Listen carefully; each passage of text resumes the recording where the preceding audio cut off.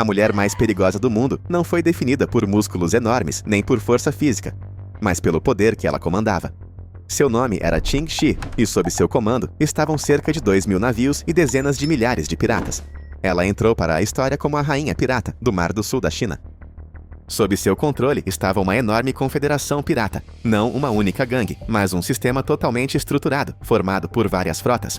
Uma organização inteira com suas próprias leis piratas. Seu objetivo de negócio era altamente pragmático: controlar rotas marítimas, cobrar taxas de passagem e gerenciar de forma eficaz os fluxos comerciais da região. Historiadores estimam essa força em centenas de navios e dezenas de milhares de pessoas, uma escala comparável à de um pequeno estado flutuando sobre a água. Ainda durante a vida de seu marido, os piratas do sul da China haviam se unido em uma confederação de 6 frotas, distinguidas pelas cores de suas bandeiras. Após a morte dele, Ching Shi conseguiu impedir que essa estrutura se desintegrasse. Sua frota controlava passagens marítimas estratégicas por onde passava o comércio de Guangdong. Na prática, ela bloqueava as principais rodovias do mar e impunha seu próprio sistema de pedágios e regras. Regras rígidas para a distribuição do saque, a proibição de ações não autorizadas e uma disciplina severa foram exatamente o que tornou a confederação estável e administrável, em vez de um conjunto solto de bandos independentes. Por causa desse nível de organização, as autoridades não conseguiam simplesmente eliminar o problema pela força por muito tempo. Era uma rede móvel de navios, bases e pessoas que mudava rapidamente de lugar e continuava controlando as rotas. No entanto, tensões internas dentro da força enormemente ampliada, de 17.000 pessoas, acabaram levando ao colapso da Aliança Pirata. Ching Shi optou por fazer um acordo com as autoridades. Os piratas que se rendiam voluntariamente tinham permissão para seguir profissões pacíficas, e a própria Ching Shi conseguiu manter parte de seus bens e iniciar uma nova vida legal em terra firme. Ele usava maquiagem, sapatos enormes e um nariz vermelho vivo. Nos fins de semana, animava crianças doentes em hospitais como Pogo, o palhaço. Mas, assim que a maquiagem foi removida, John Wayne Gacy se tornou algo muito mais assustador. O que o tornava especialmente assustador não era apenas o que ele fazia, mas o quão normal ele parecia enquanto fazia. Na década de 1970, Gacy era uma figura respeitada na comunidade de um subúrbio de Chicago. Ele administrava uma construtora de sucesso, organizava festas de quarteirão e até tirava fotos com políticos locais. Mas por trás do seu sorriso amigável, havia um homem que ninguém queria encontrar em um porão escuro. Os vizinhos não faziam ideia de que sob sua modesta casa se escondia um segredo horripilante, um vão sob o piso que exalava um cheiro fétido. Quando a polícia finalmente revistou a propriedade, descobriu uma câmara escondida cheia de restos mortais de dezenas de pessoas desaparecidas. Gacy havia atraído muitas delas com ofertas de emprego ou promessas de dinheiro. Elas nunca mais saíram de lá. Não foram apenas os crimes que chocaram o mundo, mas também a maneira como ele mantinha as aparências. Ele se mantinha calmo durante as entrevistas, brincava no tribunal, chegou a fazer desenhos de si mesmo como Pogo na prisão. As pessoas o comparavam a algo saído de um romance de Stephen King. Um Pennywise da vida real com uma vida dupla distorcida. Após sua condenação, Gacy continuou sendo uma figura assombrosa. Ele deu entrevistas estranhas, não demonstrou nenhum sinal de arrependimento e até tentou vender suas obras de arte. Seu caso se tornou um dos mais comentados da história americana, inspirando documentários, livros e até alguns filmes de terror. O que torna Gacy inesquecível não é apenas o número de vidas que ele tirou, mas a máscara que ele usava enquanto fazia isso. Ele transformou a ideia de um palhaço, um símbolo da alegria da infância, em algo que agora dá pesadelos às pessoas. E apesar de sua execução anos atrás, o nome John Wayne Gacy ainda causa arrepios em qualquer um que o ouça, porque ele não parecia apenas malvado, ele parecia normal. Ele começou como um pequeno ladrão, mas dentro dos muros da prisão, Charles Bronson se tornou algo completamente diferente. Um nome que deixa os guardas tensos e os presos em silêncio. Se você perguntar a qualquer pessoa no sistema prisional do Reino Unido quem é o homem mais perigoso, a maioria não hesitará em dizer seu nome. Bronson nem sempre foi assim. Nascido Michael Peterson, ele não começou com crimes violentos, mas assim que entrou no sistema, na década de 1970, ele mudou rápido. Brigas com policiais, protestos em telhados, situações com reféns, não uma, não duas, mas mais de uma dúzia de vezes. Ele transformou cada prisão em que entrou em sua arena pessoal. Em um incidente infame, ele fez uma ala inteira de refém por causa de um desentendimento sobre o material de arte de um prisioneiro. Em outra ocasião, ele se despiu e se lambuzou de manteiga antes de lutar contra vários guardas. Parece cena de filme, mas não era ficção. Bronson prosperou no caos. Ele passou mais de 40 anos em confinamento solitário, não pelo que fez fora da prisão, mas pelo que fez lá dentro. As portas das celas eram reforçadas quando ele chegou. Outros detentos foram transferidos. Não se tratava apenas de mantê-lo preso, mas de manter todos os outros seguros. Para alguns, ele se tornou uma lenda distorcida. Começou a pintar, mudou seu nome para Charles Bronson, em homenagem ao ator de Hollywood, e se autodenominava uma celebridade da prisão. Havia guardas que se recusavam a trabalhar em seu bloco e detentos que mantinham distância sem serem avisados. Esse tipo de medo não vem de boatos, vem da história. Nos últimos anos, ele alegou estar mais calmo, concentrando-se em arte, meditação e esperanças de liberdade condicional. Mas mesmo hoje, seu nome ainda é pronunciado com cautela. Nas prisões mais rigorosas do Reino Unido, Charles Bronson é mais do que um homem. Ele é uma tempestade que nunca passou de fato. Pedro Lopes construiu sua reputação por toda a América do Sul e nas sombras das prisões. E mesmo hoje, seu nome ainda causa arrepios em guardas e detentos. Imagine alguém tão perigoso, tão imprevisível, que até os homens presos atrás das grades se preocupam com ele. Ele é chamado de o Monstro dos Andes. E embora a contagem oficial pare na casa das centenas, rumores nos corredores da prisão afirmam que pode ser ainda mais.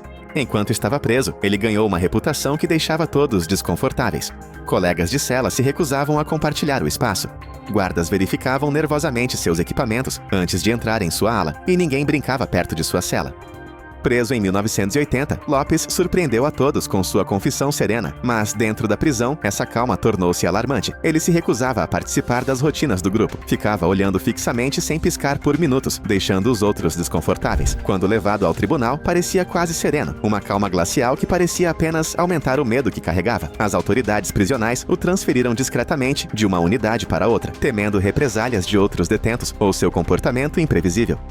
A certa altura, ele desapareceu completamente dos registros públicos. As autoridades o libertaram, oficialmente considerado reabilitado, mas rumores dizem que foi um erro. Em algum lugar por aí, talvez com um novo nome, ele ainda anda pelas ruas. Sua história inspirou documentários e séries policiais na América Latina. Até os guardas prisionais mais calejados falam dele em voz baixa. Não é apenas o que ele fez, é a maneira como se comportou depois, como um fantasma vivo atrás das grades. E o fato de ninguém saber onde ele está agora. Isso é o suficiente para enviar uma onda de paranoia por qualquer bloco de celas. Porque quando você esteve lá dentro com Pedro Lopes, você não esquece. Nem seus olhos frios, nem o silêncio que o seguiu, nem os rumores sobre o que ele poderia fazer se algum dia escapasse do sistema novamente. Richard Kuklinski não parecia alguém que você evitaria. Ele se vestia de forma limpa, falava frases completas e tinha uma presença calma. Mas por trás dessa calma, havia algo aterrorizante. Dentro do sistema prisional, as pessoas não só sabiam seu nome, como também mantinham distância. Chamavam-no de Homem de Gelo, não por causa de algum apelido dramático que ele inventasse, mas por causa de como ele mantinha as pessoas que atacava congeladas, escondidas, apagadas. Antes de ir para trás das grades, Kuklinski se movia silenciosamente pelas cidades, se misturando. Ele era um homem de família na superfície, mas quando falava sobre o que fazia, sua voz não tremia uma vez. Na prisão, não eram as coisas que ele dizia que enervavam as pessoas. Era a casualidade com que as dizia. Ele descrevia as coisas com o mesmo tom que outros usam quando falam sobre o almoço. Alguns presos falam duro. Kuklinski não precisava. Todo mundo já sabia. Ele não era barulhento, não causava caos, não provocava brigas. Mas os guardas não relaxavam perto dele. Alguns seguravam as chaves com mais força ao passar. Outros pediram para não trabalhar em seu quarteirão. Não foi porque ele agiu mal, foi porque ele não precisava. Sua reputação falou por si. Kuklinski disse uma vez que não perdia o sono por nada que tivesse feito. E isso ficou evidente. Suas entrevistas se tornaram virais muito antes das mídias sociais existirem. As pessoas ficavam fascinadas com o quão frio ele era, o quão educado e assustador podiam viver na mesma sentença. Ele passou o resto da vida trancado, mas mesmo de dentro deixou uma impressão. Documentários, livros e até mesmo Hollywood não conseguiram ignorá-lo. Ele era o tipo de prisioneiro de quem ninguém queria estar perto. Não porque fosse barulhento ou selvagem, mas porque era quieto. Quieto demais. Em um lugar onde muitos falam duro, Kuklinski não precisava levantar a voz. Todos simplesmente recuaram.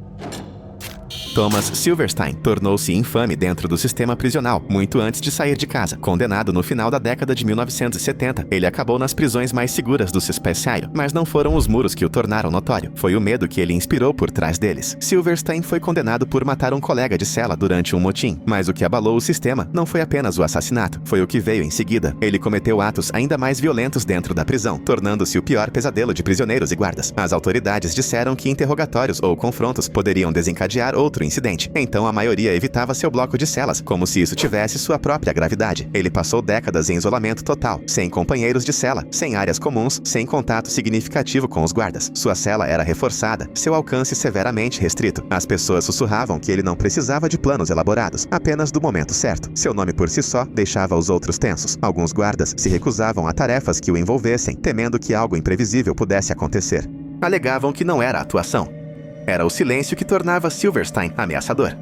Mesmo na solitária, ele contava histórias de violência imparciais, quase clínicas.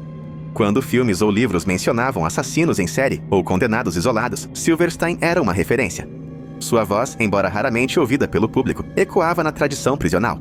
No fim, ele viveu e morreu em separação quase total.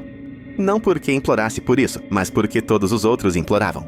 Seu caso levantou questões sobre os limites da punição, e como a mera ideia de um homem pode remodelar todo um sistema. Aileen Wuornos entrou na prisão já infame, a rara assassina em série que confessou que mataria novamente. Mas não foram apenas seus crimes que causaram comoção dentro da prisão, foi sua presença e a maneira como os guardas reagiram quando seu nome foi mencionado. Ao contrário de muitas detentas de alto escalão, ela não uivou nem se enfureceu. Sua reputação vinha da força de suas palavras. Ela falou sem rodeios: "Não me arrependo." Esse tipo de admissão deixava os funcionários inquietos. Eles se perguntavam: o que acontece quando alguém sem medo de morrer atravessa suas paredes? Ela provocou tensões inquietantes entre detentas e guardas. Alguns alegaram que ela mantinha um olhar gélido. Outros disseram que a ouviram recitar versos como diálogos de uma série policial de TV tarde da noite. Houve guardas que pediram transferência em vez de enfrentar a imprevisibilidade ocasional. Não foram explosões ruidosas. Foram momentos isolados de intensidade, de fria determinação. Ainda assim, ela aproveitou ao máximo seu tempo. Ela estudou, fez pesquisas jurídicas e até posou para entrevistas limitadas. Mas por baixo havia uma constante. A mulher que disse que mataria novamente estava presa atrás das grades. E isso nunca desapareceu. Ela recebeu sentenças de prisão perpétua, passou anos em Miami-Dade e se tornou uma figura em documentários e na cultura pop. Você pode reconhecê-la do filme Monster, estrelado por Charlize Theron. Mas, além do roteiro, a versão do mundo real era aterrorizante em sua convicção. Dentro da prisão, alguns diziam que ela nunca se misturava. Ela era um lembrete de que assassinos nem sempre seguem um roteiro. Aileen Wuornos mostrou que o medo pode vir das palavras que alguém usa sozinho. No mundo das prisões de alta segurança, existe uma regra tácita: ninguém escapa duas vezes. Joaquim El Chapo Guzmán quebrou essa regra. E quando seu nome apareceu em uma lista de transferência de prisão, a tensão se instalou. Ele não era apenas um prisioneiro, era um enigma que ninguém conseguia resolver por muito tempo. Ele foi capturado pela primeira vez no início da década de 1990. A prisão era segura. Câmeras, torres, isolamento. Mesmo assim, ele desapareceu, supostamente com ajuda e um carrinho de lavanderia. Anos depois, quando foi capturado novamente, a segurança foi reforçada. Uma instalação de alto nível, paredes reforçadas, vigilância ininterrupta. Não importava. Ele desapareceu novamente. Desta vez, através de um túnel cavado com precisão de nível militar, que levava do piso do chuveiro de sua cela ao mundo exterior. Lá dentro, os agentes começaram a duvidar até mesmo das celas mais fortes. Alguns guardas foram transferidos, alguns interrogados, outros discretamente realocados. Ninguém queria ser o próximo de plantão se uma parede rachasse ou um piso cedesse.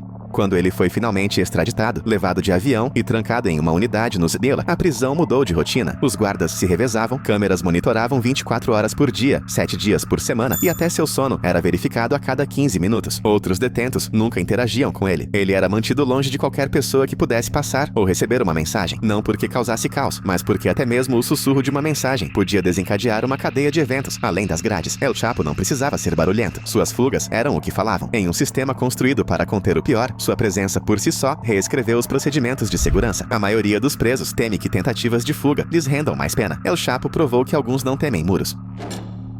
Ele tinha 2 metros de altura e pesava 113 quilos. Mas Edmund Kemper não precisava de tamanho para intimidar. Sua inteligência fazia isso por ele. A maioria dos presos fala demais. Kemper falava com cuidado, e quando o fazia, todos ouviam. Ele cometia seus crimes em silêncio, sem grandes perseguições, sem cenas barulhentas. Quando tudo acabou, ele calmamente pegou o telefone e se entregou. Essa calma nunca o abandonou. Atrás das grades, os guardas notaram algo diferente. Ele seguiu as regras. Ele mantinha seu espaço limpo e, no entanto, havia algo de errado. Ele não estava tentando ficar longe de problemas. Estava simplesmente observando todos os outros. Alguns o chamavam de o gigante gentil. Outros evitavam falar com ele completamente. Não era apenas o seu passado. Era o quão consciente ele era. Ele se lembrava de rostos, padrões, comportamentos. Mesmo em entrevistas na prisão, ele desmistificava a psicologia como um professor. Ele ficou conhecido por ajudar o FBI a traçar o perfil de outros criminosos violentos. Mas alguns guardas se perguntavam, isso seria útil ou apenas mais uma maneira de se manter à frente de todos? Ele não precisava lutar para manter seu espaço. As pessoas não faziam fila para se aproximar. Mesmo décadas depois, ele permanece em uma prisão médica na Califórnia. Silencioso, ainda imponente, ainda analisando, ainda observado mais de perto do que a maioria. Kemper não era temido apenas pelo que fazia, mas porque ninguém nunca tinha certeza do que ele estava pensando. E na prisão, esse tipo de silêncio é mais perturbador do que o barulho.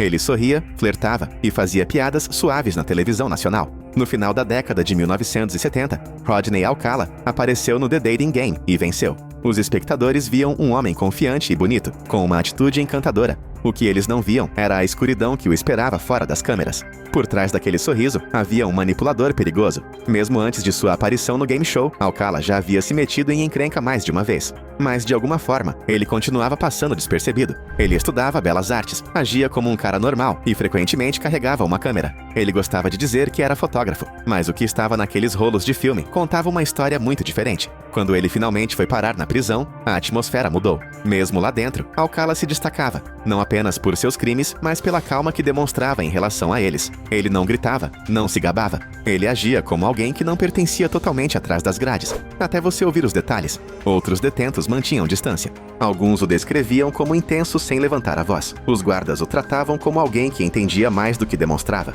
Sua inteligência não era questionada, nem o medo que ele criava ao seu redor. As pessoas não discutiam com Alcala.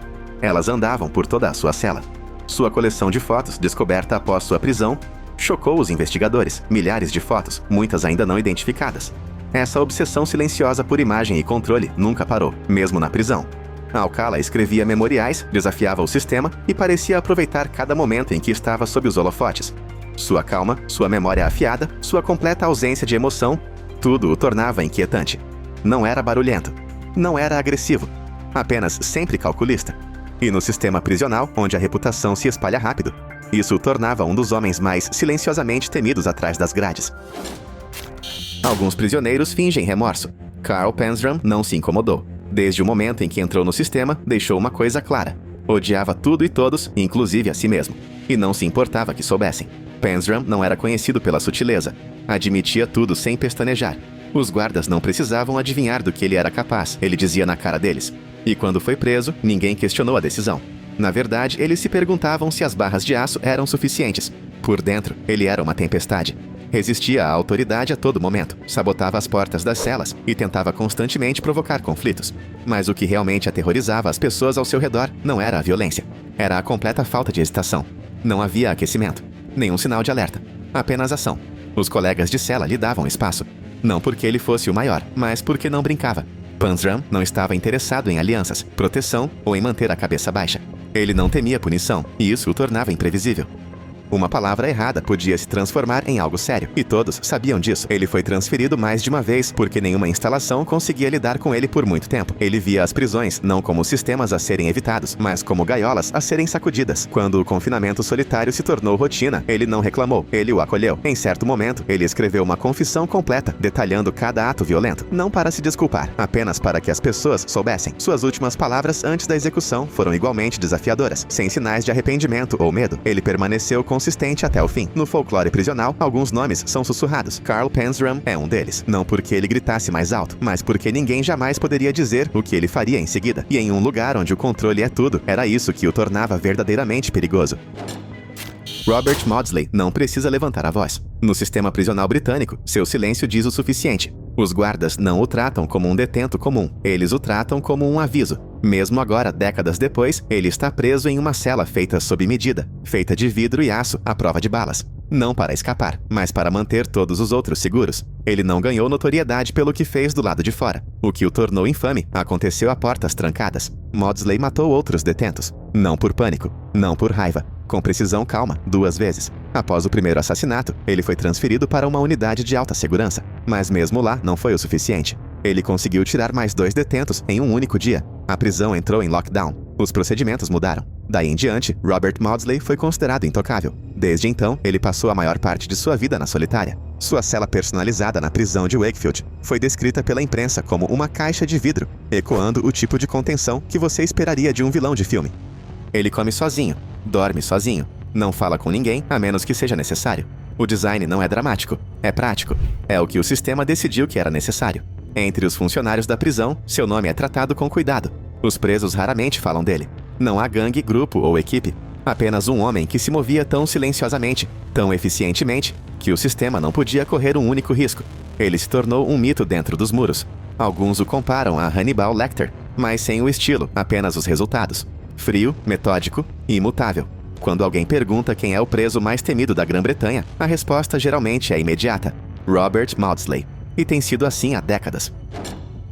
Poucos criminosos perturbaram o mundo como Issei Sagawa. Seu caso virou manchete não apenas pelo que ele fez, mas pelo que aconteceu depois. Ao contrário de outros nesta lista, ele não passou décadas atrás das grades. Na verdade, ele saiu em liberdade, e foi isso que o tornou tão enervante para todos ao seu redor. Sagawa foi preso em Paris no início da década de 1980. Ele confessou tudo. O crime chocou os investigadores, mas o que aconteceu depois foi ainda mais perturbador. Depois de ser declarado legalmente inapto para ser julgado na França, ele foi deportado para o Japão. Mas as autoridades japonesas não conseguiram detê-lo devido a complicações legais. No final, ele foi libertado. O público não conseguia acreditar. Um homem que admitia abertamente um dos atos mais horríveis imagináveis, agora morava em um subúrbio de Tóquio, dando entrevistas, escrevendo livros e até mesmo avaliando restaurantes. As pessoas o evitavam na rua. Os vizinhos se mudaram. E ainda assim, ele continuou a viver à vista de todos. Embora tecnicamente livre, Sagawa se tornou um fantasma de sua própria história. Ele estava isolado não pelas grades, mas pelo medo. Em lugares comuns, sua presença incomodava as pessoas. A calma em sua voz, os detalhes em sua escrita, a maneira como descrevia tudo sem emoção. Tudo isso aumentava o desconforto. Ele não parecia se arrepender do que fez. Só lamentava não poder fazer aquilo de novo. Mesmo em aparições na mídia, os produtores mantinham distância. As entrevistas eram constrangedoras. Os estúdios traziam segurança. Ninguém queria ficar sozinho com ele. Ele não ameaçava. Ele não agia. Mas sua presença era suficiente. Ele faleceu em 2022. Sozinho, fisicamente debilitado e em grande parte esquecido pela grande mídia. Mas entre os círculos de crimes reais e entre aqueles que acompanharam seu caso de perto, sua história continua sendo um dos exemplos mais perturbadores de alguém que o sistema simplesmente não conseguiu conter. E mesmo quando ele não estava atrás das grades, a maioria das pessoas ainda o tratava como se estivesse. Por um bom motivo. Richard Phillips passou mais tempo na prisão do que qualquer outra pessoa na Elétricos e pessoas que nunca tinham ouvido falar de seu nome. Mas, em vez de amargura, trouxe sua arte. Suas pinturas agora estão penduradas em galerias. Sua história contada ao lado de cada tela. Ele até doou parte dos lucros para ajudar outras pessoas inocentes que ainda estavam atrás das grades. O mais incrível é que ninguém jamais se desculpou em nome do sistema que falhou com ele. E ele nunca deixou que isso o definisse. Como ele disse uma vez, liberdade é a palavra mais bonita da língua inglesa. E depois de 45 anos, ele finalmente conseguiu dizer isso por si mesmo. Andrew White tinha apenas 26 anos quando sua vida parou. Em 1982, ele foi preso em Manchester pelo assassinato de Lorna Bates, uma jovem encontrada em uma área arborizada perto de sua casa. Não havia provas concretas, apenas uma pessoa que disse ter visto alguém semelhante por perto. Isso foi o suficiente para a polícia prendê-lo. Ele passou horas sendo interrogado sozinho, privado de sono e faminto. Mais tarde, ele disse que prometeram que ele poderia ir para casa se simplesmente admitisse. Sob pressão, ele cedeu. Essa suposta confissão se tornou a pedra angular de um caso sem DNA, sem impressões digitais e sem testemunhas reais. O julgamento foi rápido. 2 semanas depois, o júri ouviu sobre sua confissão e deu um veredito de culpado. Os recursos falharam. O sistema não viu razão para questionar como aquelas palavras foram obtidas. White foi condenado à prisão perpétua. Décadas se passaram em silêncio. Andrew entrou com recursos, escreveu para grupos de direitos humanos e até mesmo entrou em contato com o Tribunal Europeu, todos ignorados. Foi somente em 2019, quando a Innocence UK assumiu o caso, que algo mudou. Escondido em um antigo arquivo da polícia, encontraram um casaco da cena do crime que nunca havia sido testado. Uma análise moderna de DNA provou o que Andrew sempre disse: ele não estava lá. Os vestígios correspondiam a outro homem, Paul Henderson, já preso por crimes semelhantes. Henderson morava perto da cena e sabia de detalhes nunca tornados públicos. Em 2021, após 38 anos, Andrew saiu livre. Ele tinha 65 anos. Sua mãe havia morrido no ano anterior, sem nunca saber que ele era inocente. Ele não tinha casa, nem família, apenas liberdade. Hoje ele mora em Manchester, aprendendo a usar um smartphone, pesquisando palavras no Google e descobrindo como existir em um mundo que seguiu em frente sem ele. É assustador e inspirador, disse ele, mas estou vivo e agora ninguém pode tirar isso dele. Em 1984, Daryl Hunt tinha apenas 19 anos quando sua foto chegou às manchetes em Winston-Salem, Carolina do Norte. Um jovem editor de jornal havia sido encontrado morto e a polícia estava sob pressão para solucionar o caso. Hunt, um homem negro, rapidamente se tornou o foco da investigação, apesar da ausência de provas materiais e da ausência de motivo. Ele foi condenado com base no depoimento de testemunhas duvidosas e em uma confissão que nunca foi registrada. Durante anos, Daryl permaneceu preso por algo que não fez, enquanto o verdadeiro agressor permaneceu em liberdade. Mesmo quando os primeiros testes de DNA o descartaram, os promotores insistiram que não provavam nada. Foi somente em 2004, quase 2 décadas depois, que um teste de DNA mais avançado identificou o verdadeiro agressor, um homem chamado Willard Brown, que acabou confessando. Daryl foi libertado no ano seguinte. Quando saiu da prisão, não gritou nem se enfureceu. Tornou-se uma voz. Viajou pelo país falando sobre justiça, perdão e sistemas falidos. Não se consegue justiça, disse ele certa vez, se for invisível. Daryl Hunt não apenas recuperou a liberdade, como deu a outros motivos para acreditar que também poderiam recuperá-la.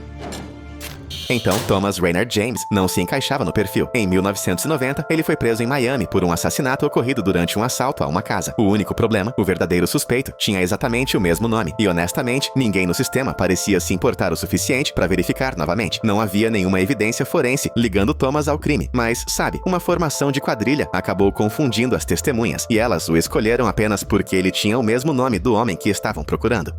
Mesmo quando Thomas insistiu que nunca tinha posto os pés naquele complexo de apartamentos, ele foi condenado e sentenciado à prisão perpétua. Durante anos, ele entrou com recurso após recurso. Mas foi somente em 2021 que uma jornalista da Flórida tropeçou em seu caso e começou a investigar. O que ela encontrou foram apenas documentos absurdos, mostrando que a polícia havia sido avisada, desde o início, de que estava com o homem errado. Em abril de 2022, após 32 anos de prisão, Thomas foi finalmente exonerado. Em entrevistas, ele nunca se manifestou. Eu sabia que era inocente, ele disse. Eu só não sabia se alguém mais se importaria.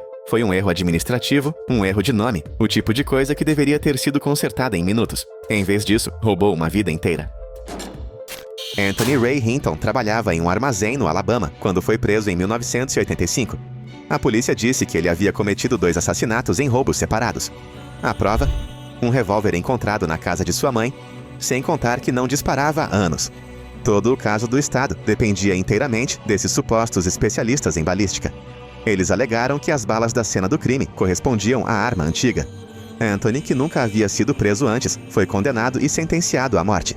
Por 30 anos, ele ficou no corredor da morte, sozinho em uma cela de 1,5 metro por 2 metros. Nos primeiros 15 anos, ninguém ouviu. Mas quando a Equal Justice Initiative assumiu seu caso, eles trouxeram os melhores especialistas forenses, que concordaram que as balas não poderiam ter vindo daquela arma. Nem perto disso. Em 2015, a Suprema Corte finalmente ordenou sua libertação. Ele saiu sorrindo com os braços estendidos e disse: "O sol brilha." Mais tarde, ele escreveu um livro com esse nome. E esse livro, uma história de sobrevivência, humor e esperança, tornou-se leitura obrigatória em escolas de todo o país. O caso de Anthony mostra como uma opinião equivocada, um teste preguiçoso, pode quase matar um homem inocente. E ainda assim, ele perdoou. Ódio, ele diz, não tira você da prisão. O amor, sim. Carlos de Luna tinha apenas 20 anos quando foi preso em Corpus Christi, Texas, pelo assassinato de um funcionário de posto de gasolina em 1983. Ele se declarou inocente, disse que o verdadeiro assassino era outro homem, Carlos Hernandes, que não só tinha um histórico de crimes violentos, como também se gabava de ter escapado impune daquele assassinato. Mas a polícia não se deu ao trabalho de procurar Hernandes. Eles tinham de Luna, e isso bastava. O caso contra ele era, honestamente, muito tênue. Sem sangue, sem impressões digitais, sem arma do crime. A única evidência era uma identificação de testemunha ocular instável feita no escuro. No entanto, DeLuna foi condenado à morte em menos de um ano. Ele foi executado em 1989, ainda insistindo que eles pegaram o homem errado. Foi somente décadas depois que jornalistas da Universidade de Colômbia examinaram mais de perto e descobriram pilhas de pistas perdidas, incluindo provas de que Hernández havia confessado a várias pessoas e tinha uma longa ficha criminal que, de alguma forma, nunca chegou ao tribunal. A investigação se tornou tema de livros, documentários e manchetes. Agora é considerada um dos exemplos mais claros de execução injusta na história do Zapata. DeLuna não viveu para ver a verdade vir à tona, mas seu caso ajudou a alimentar uma onda de dúvidas sobre a pena de morte que continua a crescer até hoje. Ronnie Long passou mais tempo atrás das grades do que algumas pessoas passam na Terra antes de se aposentarem. Em 1976, ele foi condenado por um crime que não cometeu em Concord, Carolina do Norte, e permaneceu preso por 44 anos. Não havia nenhuma prova física que o ligasse ao crime. Na verdade, muitas das evidências coletadas, impressões digitais, amostras de cabelo e até mesmo sêmen, apontavam para longe dele, mas nenhuma delas chegou à defesa.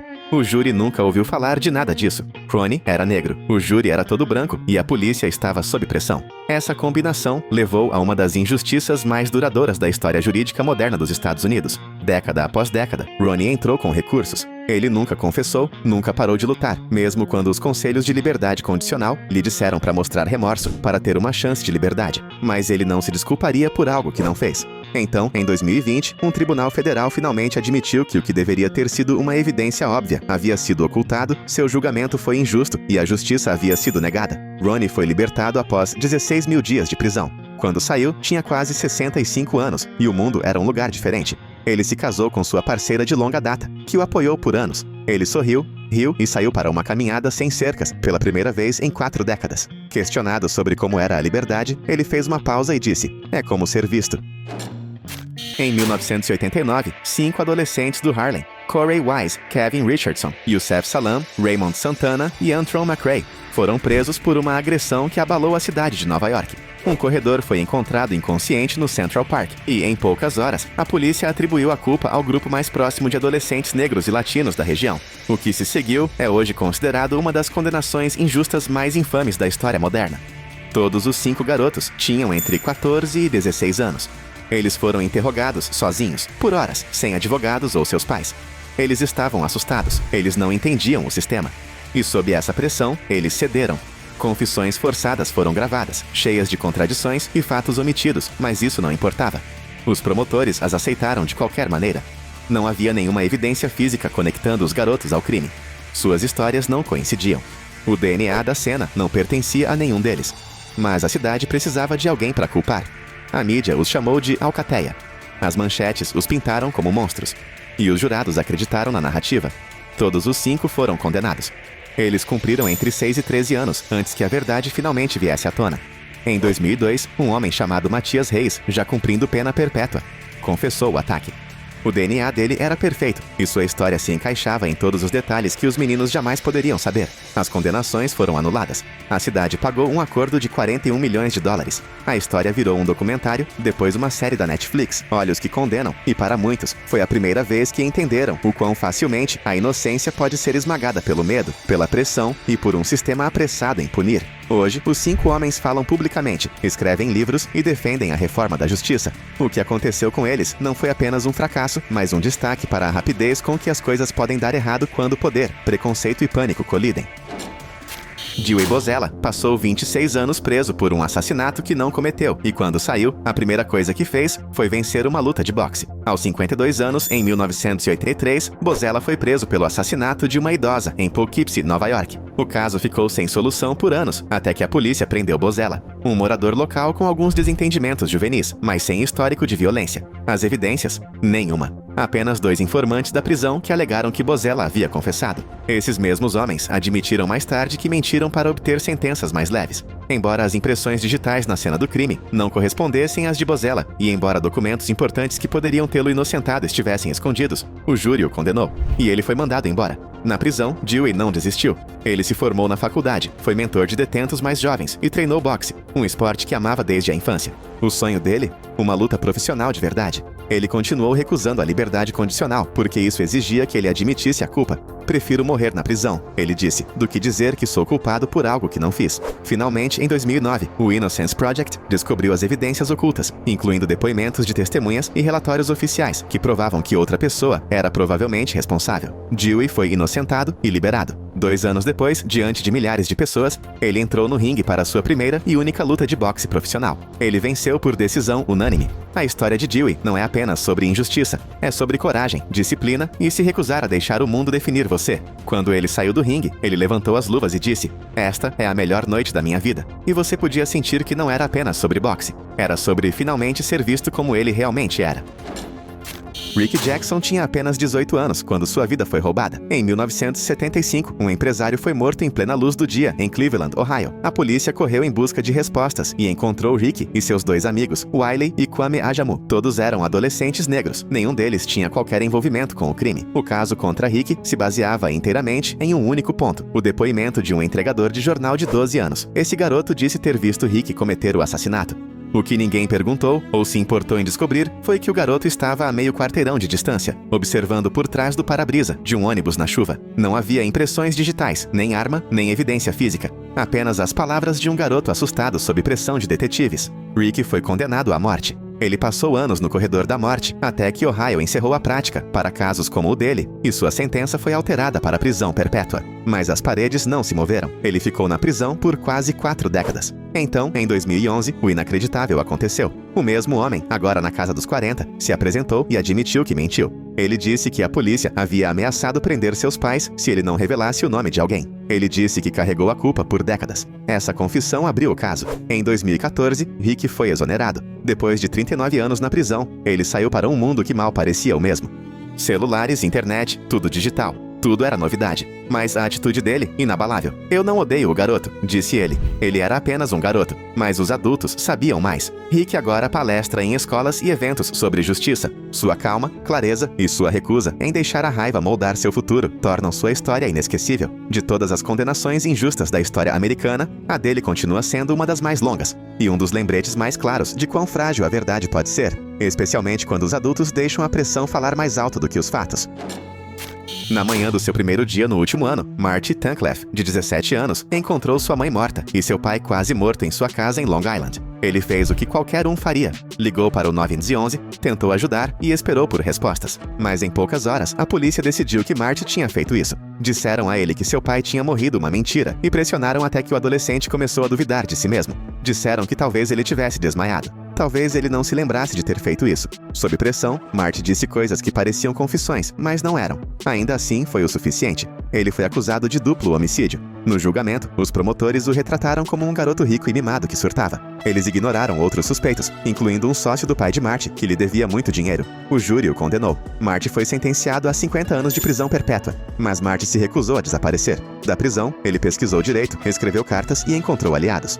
Com o tempo, investigadores particulares desenterraram testemunhas bombásticas que disseram que outros homens confessaram, detalhes apontando diretamente para aquele parceiro de negócios e provas de que a suposta confissão de Marty havia sido manipulada. Em 2007, sua condenação foi anulada. 17 anos após sua prisão, ele saiu em liberdade. Mais tarde, os promotores admitiram que o caso tinha falhas desde o primeiro dia. Marty não apenas saiu da prisão, ele se tornou um advogado. Ele foi para a faculdade de Direito, se formou e agora luta por pessoas na mesma posição em que já esteve. Seu caso foi estudado em universidades e até mesmo referenciado em dramas jurídicos. Porque é mais do que apenas um erro judiciário. É a história de um garoto que foi punido por confiar na polícia.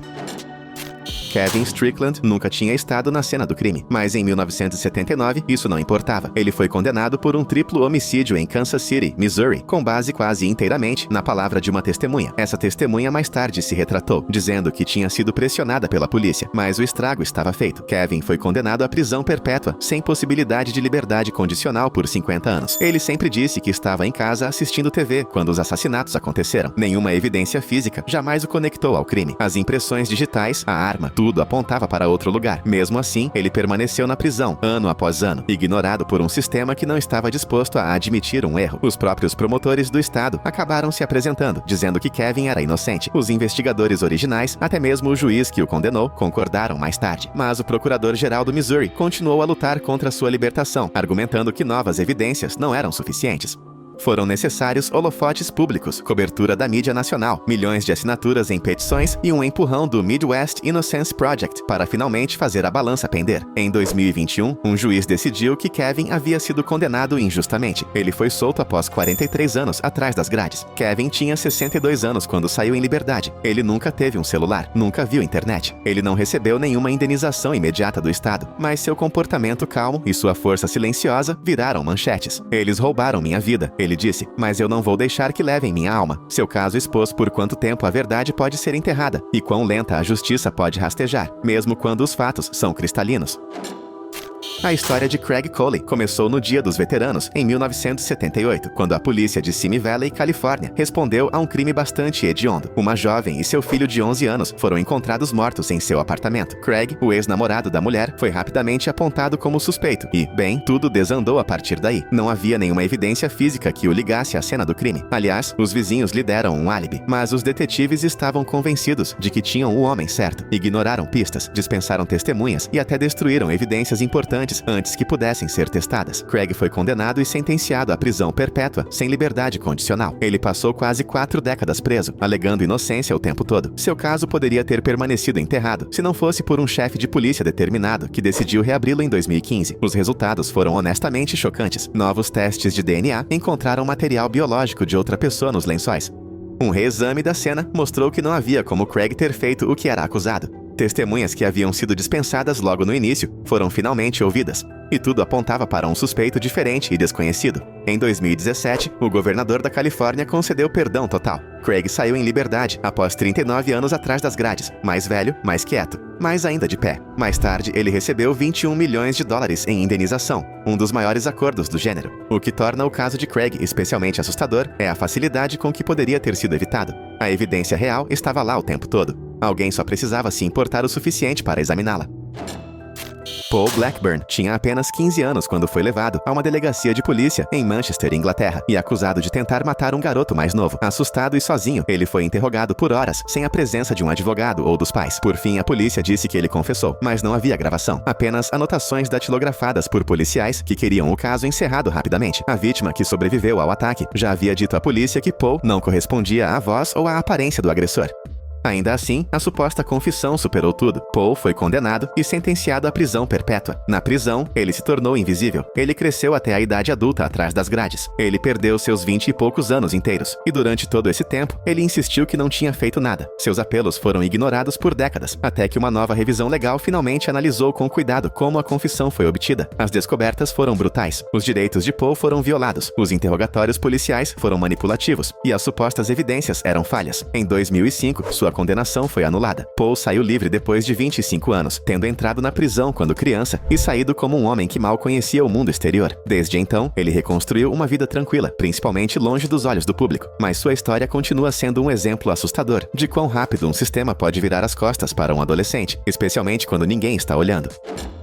Joe Aridi tinha 23 anos quando foi executado no Colorado em 1939. Ele tinha um QI de 46, adorava trens de brinquedo e não entendia bem o que significava o corredor da morte. Ele sorria o tempo todo, mesmo no dia em que foi levado para a câmara de gás. Joe havia sido acusado de um crime terrível, um que ele não poderia ter cometido. Ele nem estava na cidade quando aconteceu, mas sua deficiência o tornou um alvo fácil. Ele foi interrogado por horas até dizer o que a polícia queria ouvir, sem provas, sem defesa real. Apenas um julgamento rápido e um veredito de culpado. Até o diretor da prisão implorou por misericórdia, chamando Joe de o homem mais feliz que já conheci. Mas ninguém ouviu. Em 2011, mais de 70 anos depois, o governador do Colorado o perdoou póstumamente. Tarde demais para salvá-lo, mas não tarde demais para dizer que o sistema errou. A história de Joe é curta, triste e inesquecível. Ele não entendia por que estava na prisão, mas o mundo agora entende por que ele nunca deveria ter estado lá.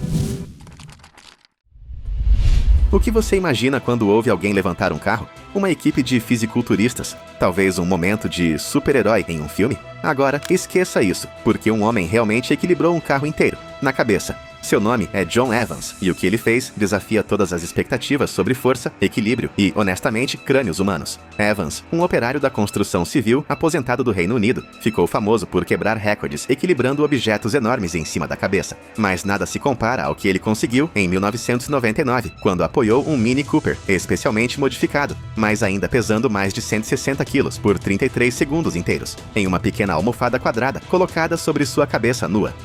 Sem truques, sem fios, apenas as pernas, o pescoço e uma cabeça de aço. O que torna este disco ainda mais alucinante é o formato do corpo humano. Equilibrar algo com metade desse peso nas costas seria uma loucura, mas e a cabeça? Ela é pequena, redonda, se move. E ainda assim, Evans conseguiu manter o carro firme, como se fosse uma pilha de livros. Não só isso, ele estava na casa dos 50 quando fez isso. A maioria de nós se preocupa com a dor no pescoço, depois de um cochilo. Evans levou isso para outro mundo. Até hoje, ninguém conseguiu repetir essa façanha. Até mesmo atletas profissionais evitam. Por quê? Porque não se trata apenas de músculos. Trata-se de precisão, equilíbrio e um limiar de dor que a maioria das pessoas nem consegue compreender. Levantar pesos? Comum. Puxar caminhões? Impressionante. Mas colocar um carro na cabeça e ficar em pé como se não fosse grande coisa? Isso é uma loucura de quebrar recordes. É o tipo de feito que faz você questionar os limites do corpo humano. John Evans não apenas quebrou as regras, como também as colocou diretamente nos livros de recordes.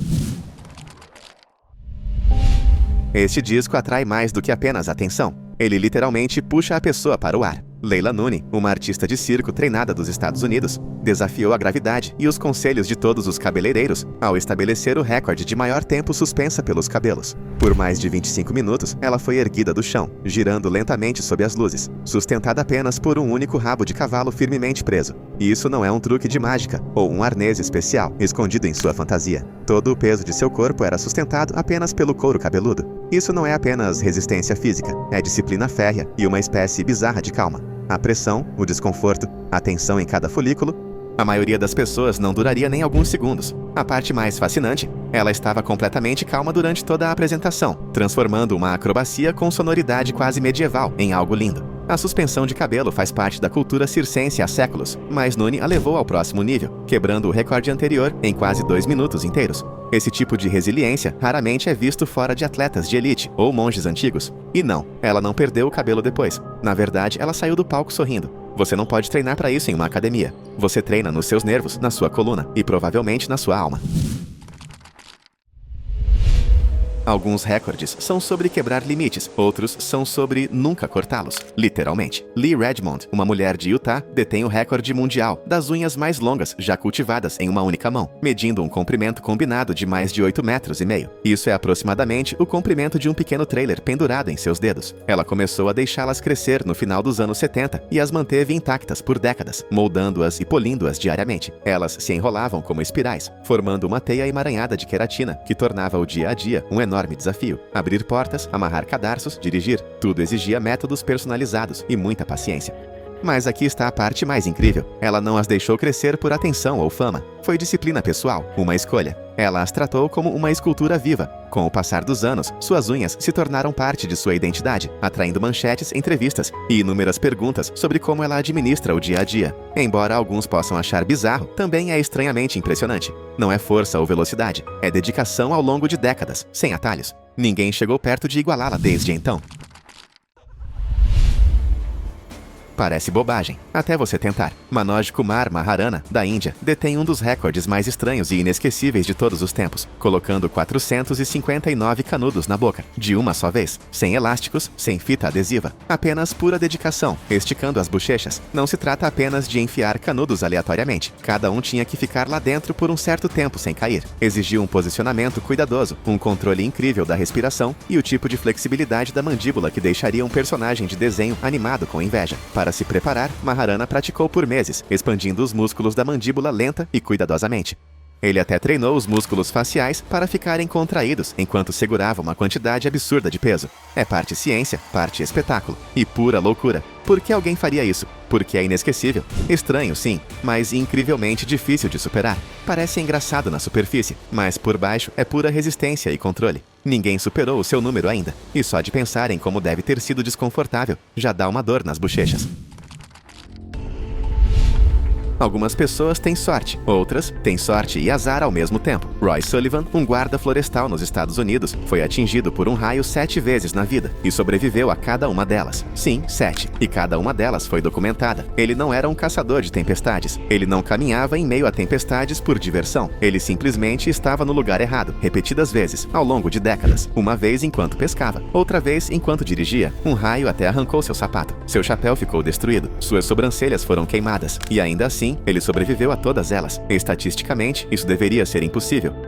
Especialistas calcularam a probabilidade de isso acontecer com uma pessoa em vários bilhões. Seus colegas de trabalho começaram a chamá-lo de para-raios humano, mas Roy não encarou isso como uma maldição. Ele tratou como parte do trabalho, chegando a rir disso mais tarde em entrevistas. Ninguém jamais igualou esse recorde, e sinceramente, ninguém quer igualar. É o tipo de recorde que conquista o respeito de meteorologistas, especialistas em sobrevivência e qualquer pessoa que já tenha se escondido debaixo de uma árvore durante uma tempestade. Roy Sullivan não apenas superou as probabilidades, ele as eletrizou. A sorte sorriu largamente para Patrícia DeMauro certa noite, em Atlantic City, e simplesmente se recusou a parar. Ela foi até a mesa de dados, pegou os dados e os lançou 154 vezes, seguidas, sem perder. Sem erros, sem snake eyes, sem 7 outs. Apenas pura energia alucinante. Para quem já jogou dados, isso parece impossível. Uma mão boa típica pode durar uma dúzia de lançamentos, talvez 20. Mas a sequência de DeMauro durou mais de 4 horas, tornando-se a mais longa sequência de lançamentos de dados, documentada em um cassino ao vivo. A multidão ao seu redor cresceu, a atmosfera eletrizante, e os croupiers tiveram que se revezar enquanto ela continuava jogando. Estatísticos calcularam que a probabilidade dessa sequência era de mais de 1 em 5,6 bilhões. Isso é mais raro do que ganhar em algumas loterias. E, no entanto, ela conseguiu. Sem truques, sem experiência profissional anterior em apostas. Apenas foco, ritmo e uma sequência inacreditável de sorte. O que torna tudo ainda mais louco. Ela apenas lançou os dados. Ela nem sequer fez uma aposta na maioria dos lançamentos. DeMauro saiu com uma lembrança, em vez de uma fortuna. E ninguém, nem mesmo os apostadores mais experientes, atingiu esse recorde desde então. Quando a maioria das pessoas quebra um recorde mundial, elas emolduram o certificado e o consideram uma conquista da vida. A Shrita Furman tinha outros planos. Ele quebrou mais de 600 recordes no total e atualmente detém mais de 130 recordes ativos, de fatiar maçãs no meio do salto em um pula-pula, a caminhar o 1,5 km mais rápido equilibrando uma garrafa na cabeça. Furman transforma quase tudo em um desafio. Ele não é um atleta profissional. Ele não é um mágico. Ele apenas treina como um homem em uma missão porque ele é. Seu objetivo, provar que qualquer pessoa comum pode alcançar algo incrível com bastante foco e prática. Seus recordes abrangem categorias que a maioria das pessoas nem pensaria em tentar. Ciclismo subaquático mais longo, mais uvas presas na boca, mais rápido 1,5 km fazendo malabarismo. É como assistir a um personagem de desenho animado transformar a realidade em um jogo. E embora outros possam ocasionalmente assumir um de seus títulos, ele simplesmente encontra um novo objetivo e quebra outro. Neste ponto, é justo dizer que Furman não detém apenas o maior número de recordes. Ele praticamente inventou a ideia de viver em busca de recordes mundiais. Quando o diretor manda a ação entrar e o céu está literalmente em chamas, você provavelmente está assistindo Missão Impossível. Durante a produção do último filme, Tom Cruise levou as coisas a um novo extremo, saltando de uma aeronave 16 vezes com seu paraquedas em chamas. Não eram apenas efeitos digitais. O fogo era real, controlado por gel especial e equipes de segurança, mas o risco ainda é enorme. Cruise treinou por meses para lidar com o calor, o peso e a resistência do vento, e ele mesmo fez todos os saltos. Em cada uma das vezes, ele saltou de uma aeronave de estilo militar, caiu em queda livre, abriu o paraquedas e flutuou através das chamas vivas. 16 vezes, sem dublê. Esse é agora o recorde oficial para o maior número de saltos de paraquedas em chamas por uma única pessoa, e sem surpresa, ninguém mais está com pressa para superá-lo. É o tipo de acrobacia que não apenas quebra recordes, mas os inscreve na história do cinema. Entre o fogo, a altitude e o perigo absoluto, esse feito parece mais uma fase de videogame do que a vida real, mas aconteceu, e está oficialmente nos livros.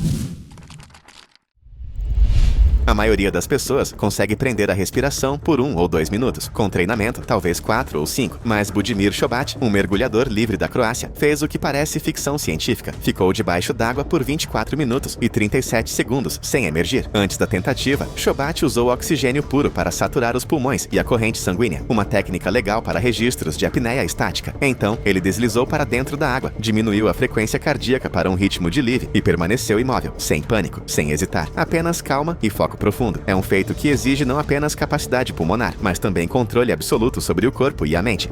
Seu cérebro começa a soar alarmes depois de apenas alguns minutos sem ar fresco. Shobat teve que acalmar esse instinto, manter os músculos imóveis e uma imobilidade quase meditativa.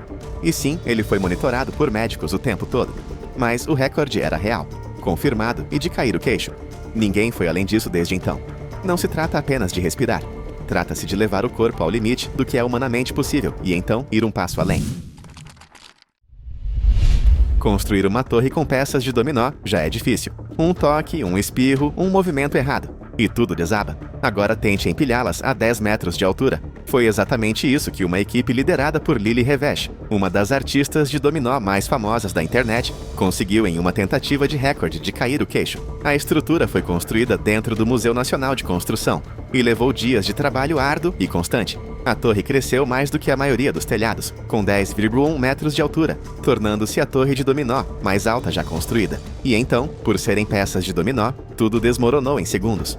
O que tornou isso tão impressionante não foi apenas a altura. Cada camada precisava estar perfeitamente equilibrada. Milhares de dominós precisavam se encaixar de forma a suportar o peso crescente sem tombar. Uma peça fora do lugar, e tudo teria caído muito antes do recorde ser quebrado. E aqui está a parte divertida. Eles não construíram a torre apenas para destruí-la. A queda final foi cronometrada perfeitamente para desencadear a liberação de um mini bicho de pelúcia. Porque até mesmo acrobacias que quebram recordes precisam de um toque de estilo. Não era apenas a torre de dominó mais alta já construída. Era o arranha-céu mais frágil da história.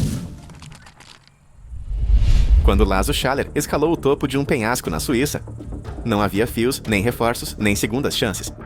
Diante das câmeras e de uma multidão atônita, ele saltou de 59 metros direto para uma piscina de água especialmente preparada. Isso é mais alto que a Torre de Pisa. E sim, ele sobreviveu. O mergulho durou pouco mais de 3 segundos. Mas foram 3 segundos de queda, a mais de 120 km por hora. De cabeça em uma piscina que precisava ser profunda e silenciosa o suficiente para absorver o impacto sem quebrar ossos.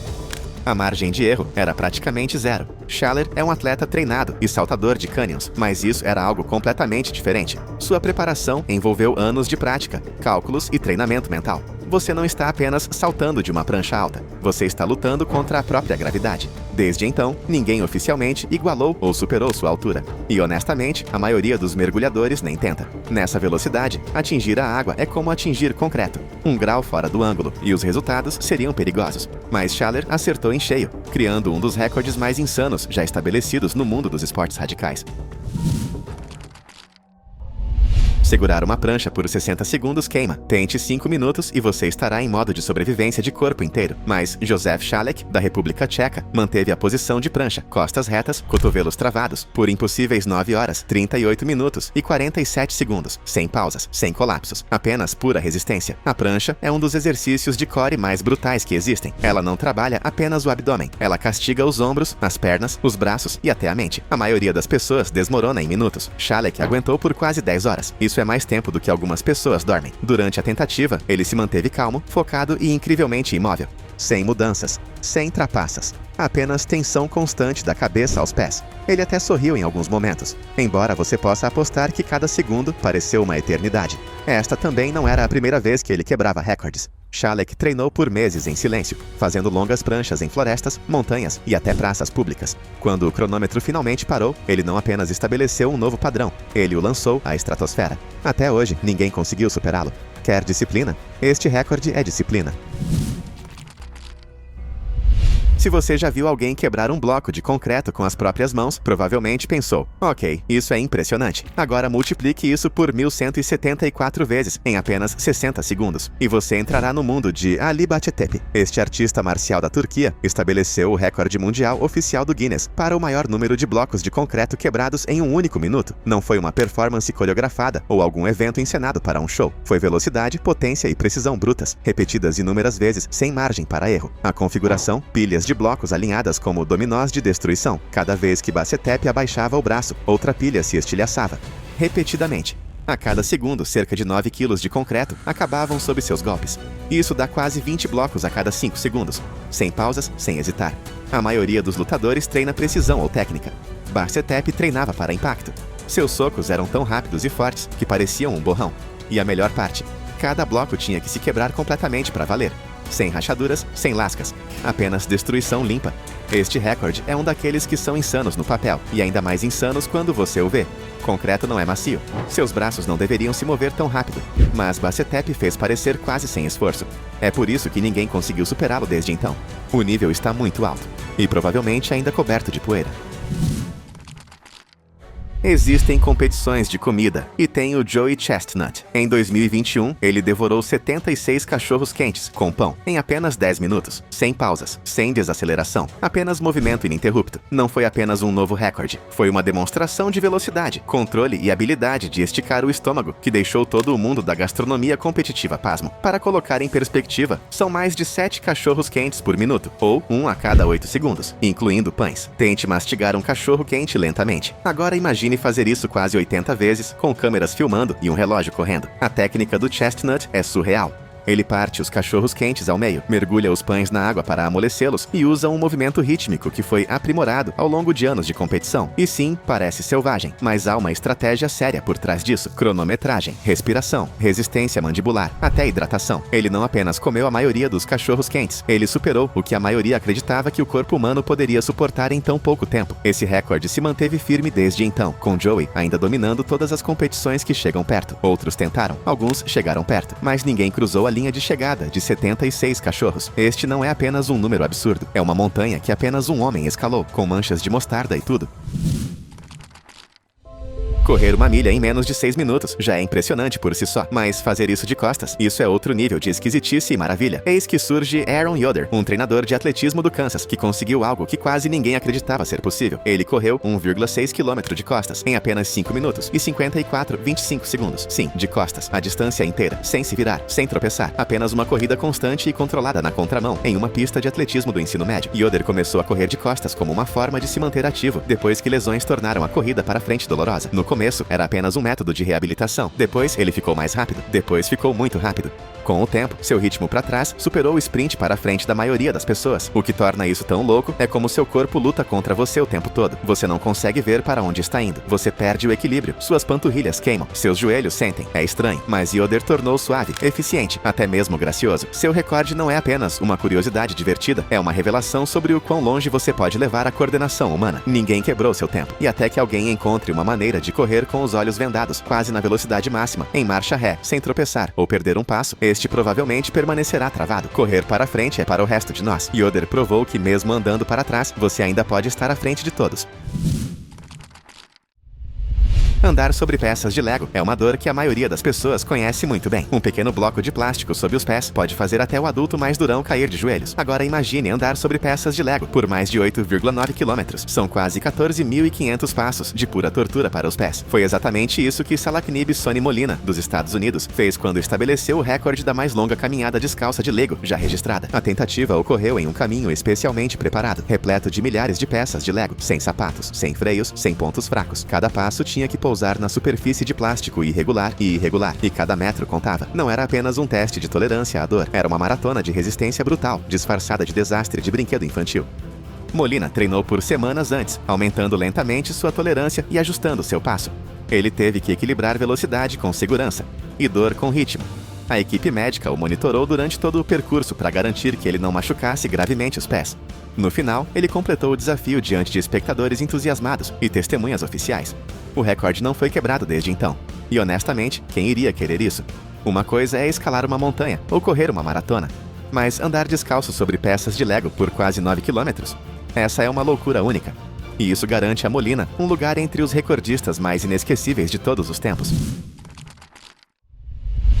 Há o teimoso e há o Vispi Karade. Este artista marcial indiano superou expectativas e 24 barras de ferro, usando apenas a testa. Em apenas 60 segundos, ele dobrou as barras de metal uma a uma, estabelecendo o recorde mundial de maior número de barras de ferro dobradas com a cabeça em um único minuto. Sejamos claros, não se trata de fios frágeis ou adereços de palco. São barras de ferro grossas e sólidas, que normalmente exigiriam ferramentas, máquinas ou, pelo menos, um esforço considerável da parte superior do corpo. Mas Vispi não usou braços nem pernas. Ele alinhou as barras e bateu a testa em cada uma delas com velocidade, precisão e pura força de vontade.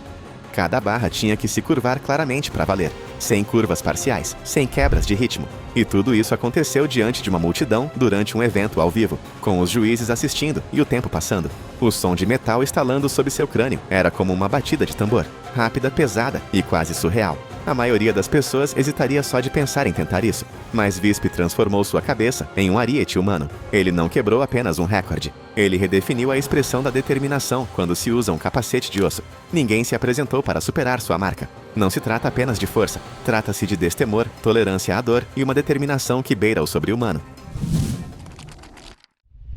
A força tem limites. Os músculos cedem, ossos estalam, mas de alguma forma, Paul Anderson conseguiu desafiar todas as expectativas físicas em um dos feitos mais impressionantes de força humana já registrados. Na década de 1950, em um modesto celeiro na Geórgia, Estados Unidos, Anderson realizou o que ainda é considerado o maior peso já levantado por um ser humano. Impressionantes 2.840 quilos, sem multidão, sem exageros, apenas Anderson, uma plataforma de madeira e uma enorme carga de pesos empilhados em cima. Ele realizou o que é conhecido como levantamento de costas, ficando em pé sob a plataforma com as costas e as pernas apoiadas, e então impulsionando-se para cima, usando apenas as pernas e os quadris. Não foi um levantamento chamativo que você veria nas Olimpíadas, mas foi oficialmente registrado, verificado e testemunhado por especialistas. Ninguém o superou desde então, nem de perto. Para colocar isso em perspectiva, esse é o peso de uma grande caminhonete, levantada do chão por um único homem. A força necessária para fazer isso sem se machucar é difícil de calcular. A plataforma foi feita sob medida, o peso distribuído uniformemente e a técnica de Anderson foi impecável. Mas não se engane, isso não foi um truque. O homem era simplesmente forte. Ele se tornou um medalhista de ouro olímpico e uma lenda na comunidade de força. Mesmo hoje, com todas as nossas técnicas avançadas de treinamento e equipamentos especializados, ninguém igualou esse número. Levantadores de peso, homens fortes e atletas, todos conhecem seu nome e todos concordam que o recorde ainda permanece por um motivo. Anderson não apenas levantou metal, ele elevou o teto do que pensávamos que um humano poderia fazer. Seu recorde não é apenas inquebrável, é intocável. É isso aí. Que recorde você conseguiria estabelecer? Escreva nos comentários. Para mais informações úteis, assista a outros vídeos.